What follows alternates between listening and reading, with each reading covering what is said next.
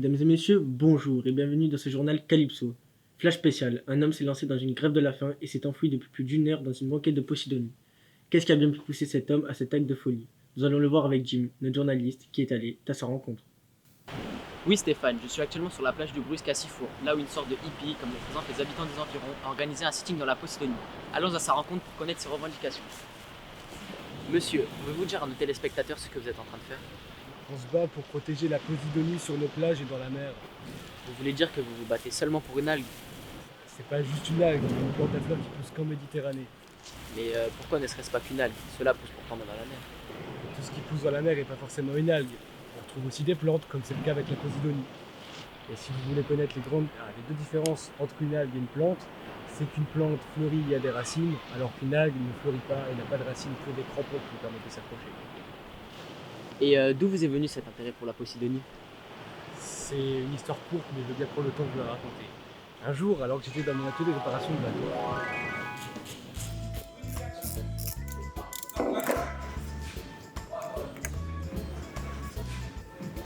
Aide-moi! ah, c'est une boule de poil qui parle. Oh frérot, c'est pas cool ça! Viens me ramasser!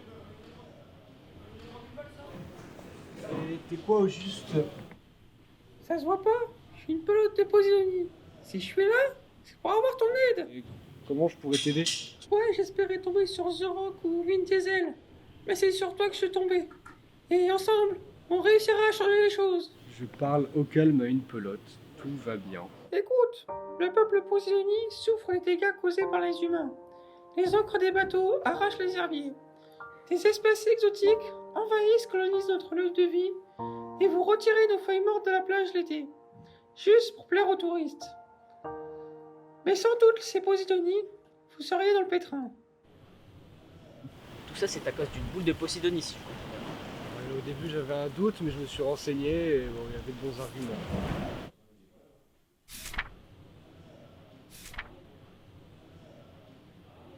Si tu veux comprendre la Posidonie, tu dois d'abord aller à la plage.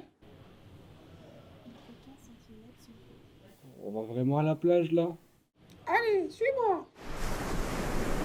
T'es sûr que c'est le seul moyen? Sûr, frérot. Vas-y, mets la tête. Tu ne le regretteras pas.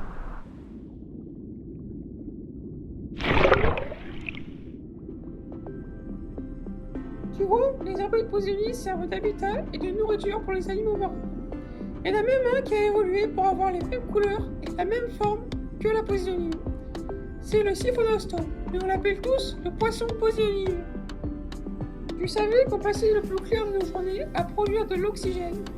Certains herbiers produisent même jusqu'à 14 litres par mètre carré par jour. Et on protège le port de la mer des forts et vagues, qu'on soit sous l'eau ou sur la terre. Sans la Posidonie, pas de plage.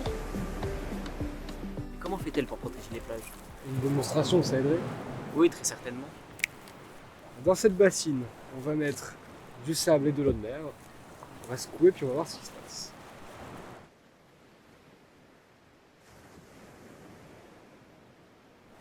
Bon, déjà, qu'est-ce que vous pouvez voir? Bah là j'observe que le trait de côte a reculé sous l'eau. Ensuite, dans une bassine un peu similaire, on va rajouter des cailloux pour simuler une digue et on va voir à quoi sert une digue. D'accord. Qu'est-ce que vous observez?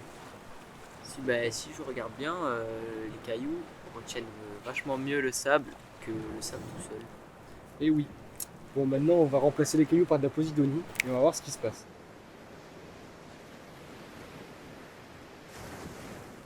Qu'est-ce que vous pouvez me dire?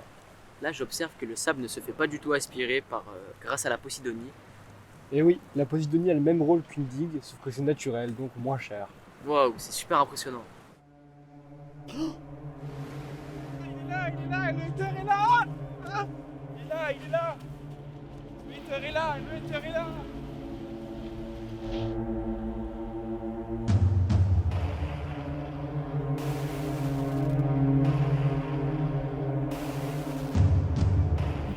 Un hater de la Posidonie, il faut que j'aille l'interviewer. Allons-y. Monsieur Leiter, pourquoi détestez-vous la Posidonie? Je la déteste pas, je la méprise. Ça pue, c'est moche et ça fout en l'air mes promenades à la plage. C'est le moment! Banzai! Et vous savez, c'est très important la Posidonie. Et vous voyez les gens là-bas, ils se battent pour la protéger. Sérieux, ils ont que ça à faire de leur journée?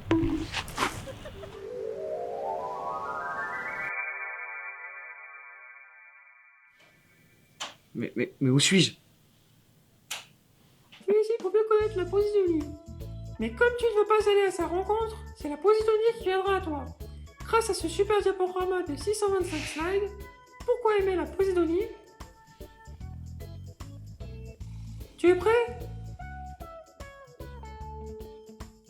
Et enfin, dernière raison, la Posidonie tient son nom du fabuleux dieu grec Poséidon. Se réveille! Alors? Oh, c'est vraiment bien en fait la Posidonie. Vous entendez ça, mon cher Stéphane? Nous avons réussi à changer le regard sur la Posidonie. Voici une histoire qui se termine bien. C'était un reportage de Jim.